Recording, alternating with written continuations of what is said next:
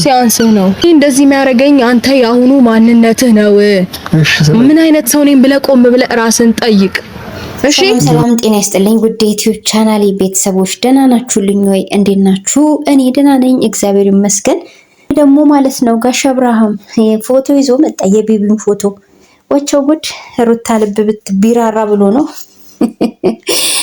ወይ ጉድ! ትላንትና ያስጠዘጠዘ ያሰደባት ቆሞ ማለት ነው ወንድ ሲየውሽ የሚት ዛሬ ደግሞ እኔ እኮ አብርሃም ድፍረትክ ማለት ነው ወይ ታደለክ ድፍረትክ የሌለ ማለት ነው። ሰው በዚህ ልክ እንደዚህ አይነት ጥፋት እየሰራ አይኑን በጨው አጥቦ ደፍሮ ደግሞ እንደገና ሌላ ነገር ሲያደርግ ሲመለከት ግርም ይለኛል። አንተ የእውነት ሩታን ትወዳታለህ? የምር ነው ግን አብርሽ? ኧረ ተው።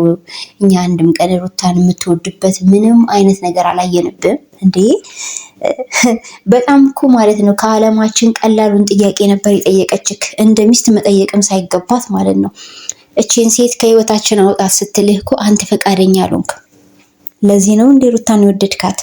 በጣም ነው እንዲያፈቅርካት። ራሽ ቦድሽ ባፈቅርሽ ነው መመላለስ አላለም፣ ግዴታ ነው መመላለስ። በነገራችን ላይ አራስ ቤትም በዚህ ልክ ተመላለሱ አይልም። ታረሳ እስክትወጣ መታገስ አለብክ። ሌላው ደግሞ ማለት ነው ዛሬ ምናልባት እኛ ስማችንን እናጥራ ሂድና እንደዚህ አይነት ሙዶችን ሞክር ብላን የላከችክ ያቺ ሴት ማለት ነው። እኛ ስሟም ሰልችቶናል መጥራት እና እሷ ልካ ካልሆነ በስተቀረ በዚህ ሙዳት መጣም። ትላንትና እኮ ሩታ ማለት ነው አመናጭቆ ሁላ ነው የላካት። አመናጭቆ እጇን እንደዚህ ወደ ላይ አወራጭቶ ገፍትሯት ነው የላካት። ገባችሁ አይደል ቤተሰብ? ዛሬ ምን ተገኘ? ዛሬ የምን እንደዚህ ማስመሰል ነው? ሩታ እኮ ለዚህ ነው ማይዋጥላት። ተረዳችሁኛል ቤተሰብ? አይዋጥላትም። ምክንያቱም ከእውነት የራቁ ብዙ ነገሮች ውስጡ ስላሉ ማለት ነው። ሩታ ሰላም ሳትፈልግ ቀርታ ነው። ሩታ እኮ በጣም ሳቂታ። ድሮ እስኪ የምናውቃት እናውራ፣ የማታውቁ አታውሩ። እሺ አሁን ቅርብ ጊዜ የመጣችሁ ሩታ ጨቅጫቃ፣ ሩታ ያሉ ሰዎች አታውሩ። ሲጀመር ስለ ሩታ ምንም ነገር አታውቁም። ሩታ ድሮ በጣም እስከምናውቃት ድረስ ተጫዋች፣ ሳቂታ፣ ለፍቅር ስትል መስዋዕትነት የከፈለች ነበረች። አሁን ላይ ምን ሆና ነው እንደዚህ ሆነችው ካላችሁ ደግሞ ሰማችኋት አይደለ? አብርሃም አሁን ላይ ያለው ማንነትክ ጥሩ ስላልሆነ አለችው። አለቀ። ያኔ ማለት ብሆንም እንደዛ ምክንያት ስላለኝ ነው። ያኔ ጥሩ ሰው ነበርክ፣ አሁን ግን ሙሉ ለሙሉ ተቀይረሃል አለችው። በቃ እኮ እኛ ቀድመን የተናገርነውን እኮ ነው ሩታ እየተናገረች ያለችው። ከዛም ባለፈ ቤተሰብ በራችሁን ቆልፉ እያልኩኝ ከአንድም ሁለት ቪዲዮ ሰርቼ ነበር። ተግባራዊ ተደርጓል። አዎ በር እንደዚህ ዝግት ተደርጎ ሰው ሲያንኳካ ሲከፈት ነው ደስ የሚለው። አግባብ አለዋ እንዴ?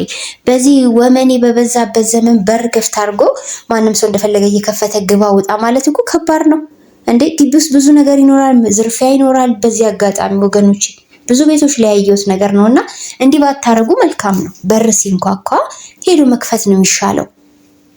ምክንያቱም ሰው ብዙ ነገር ቤት ውስጥ ይሰራል፣ ድምጽ ላይ ሰማ ይችላል። በስራ ቢዚ ልትሆኑ ትችላላችሁ። ማምንን ወዴት እንደገባ አታውቁም። ሜቢ ተከራይ ቤት ውስጥ ግቢ ውስጥ ካለ ኦኬ። ነገር ግን እሱ ራሱ ከባድ ነው። ቁልፍ ቢኖር ነው የሚመረጠው። በቃ ማንኛውም ሰው የየግል ቁልፍ ቢኖረው እንዴ። በዚህ ጊዜ በር ክፍት አድርጎ ማንም ሲገባ ሲወጣ አላያችሁ ላይ እንዴ ብዙ ነገር ይፈጠራል እኮ።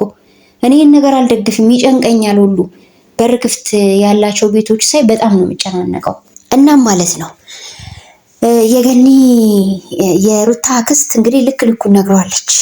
እሷ በቃ ሩታ እንዳያቻት ብዙ ጊዜ ያው የተደረገባትን ግፍ ምናምን እሱም የሚያደርገው ነገር አግባብ እንዳልሆነ በኃይልም ስለምትነግረው ብዙ ጊዜ ሁሉን ነገሮች ፊት ለፊት አትናገርም። አሁን ለምሳሌ ገኒ ብዙ ነገር ተናግራለች። አንተ እኮ አላረፍክም፣ አንተ እኮ ተመልሰክ ወደ ነበርክበት ነው እየሄድክ ያለከው፣ ለምንድን ነው ተው የተባልከው ነገር ማተው ብላ በግልጽ ነው የነገረችው። እሱ ለመሸሽ ሲሞክር አይቼዋለሁ በእሷ ንግግር ውስጥ።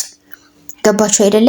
ሩታ እኮ ምንም አልፈለገችም። እሱ እኮ ነው ችግር ያለበት። ቤተሰብዬ ሩታ ሄርሜላ የተባለችን ሴት ማለት ነው ልኳን ነግሮ ከዚህ በኋላ ወደ ህይወቴ እንዳመጪ ቢላት ሩታ እንዴት ደስ እንደሚላት አስቡት። እሱ ብቻ አይደለም፣ እሱ ከዚህ አይነት ባህሪ ከወጣ እኮ ሩታ የልጇን አባት ይቅርታ ለማድረግ ከአንድም ህንቴ ሬዲ ሆና ነበረ።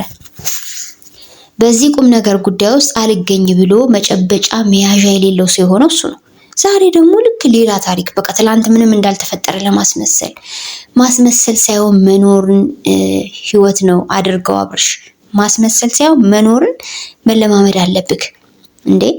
ሁሌ አስመሳይነት ምንድነው የሚፈይደው? በራስክም ላይ ህይወትን እያበላሸክ ነው በነገራችን ላይ ማለት ነው። እና ሜቢ አጀንዳ አለ ብዬ ነው ማስበው። ለመሰላችሁ እዚህ ጋር አንደኛ ሩታንም ለማሰደብ ነው። ሩታንም ይሄው እየለመናት ይሄው እንዲየሆነ እየተባለ እሱ ቀጣይ ስቴፕ ከዛ ሴት ጋር ለማመቻመች ነው። ሌላ አይደለም አላማው። አብርሃም ሩታን ቢወዳት እኮ ማለት ነው፣ ቢያፈቅራት እኮ ማለት ነው፣ ትናንትና ሄርሜላ ከህይወታችን ውጪ አንቺ በኔና በአብርሽ መሀል እንዳትገቢ ብላ ፊት ለፊቱ ስትናገር አፏን ማስይዝ ይችል ነበረ።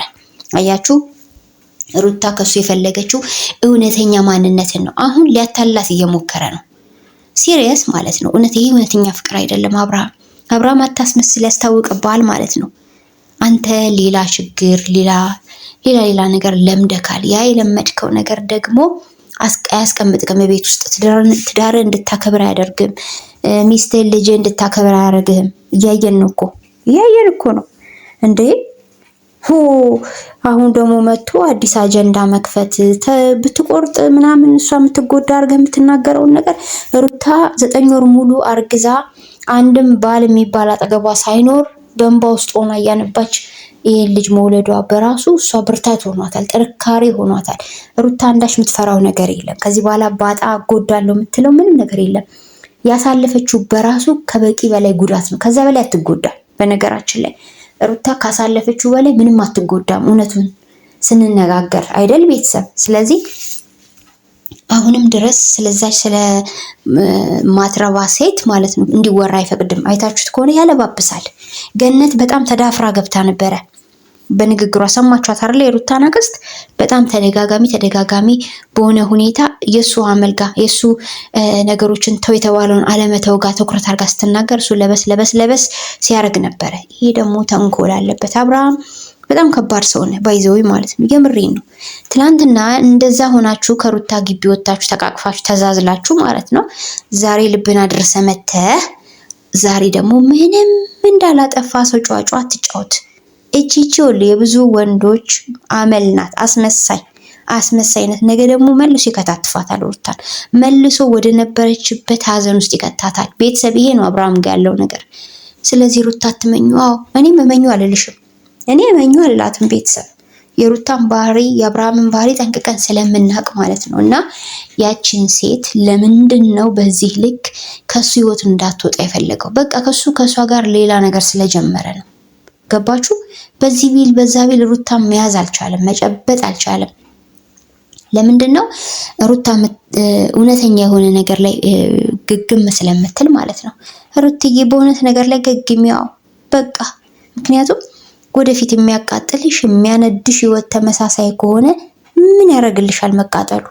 አብርሃም እንደሆነ የፈለግሽውን ነገር አልገባውም ወይም ደግሞ እንዲገባው አይፈልግም። አለቀ። ቀላል እኮ ነበረ። እውነተኛ ወዳጅ ብትሆን አንተ ሩታ የጠላችውን ነገር እርግፍ አድርገህ ትተው ነበረ።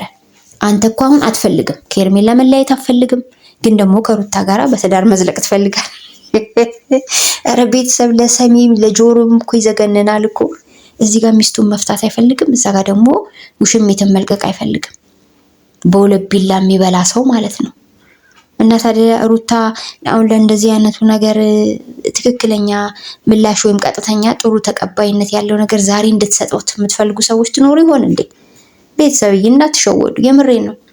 በዚህ ላይፍ ውስጥ ብዙዎች እንደዚህ ሆኖ ተሸውደው ብዙዎች ህይወታቸው ብልሽት ብሎ የወደቁ ሴቶችን ያውቃለሁ። ገባችሁ አይደለ? እውነት እየመሰላቸው ተመለሰ ተስተካከለ እያሉ ማለት ነው ከድጡ ወደ ማጡ የገቡቶች አሉ።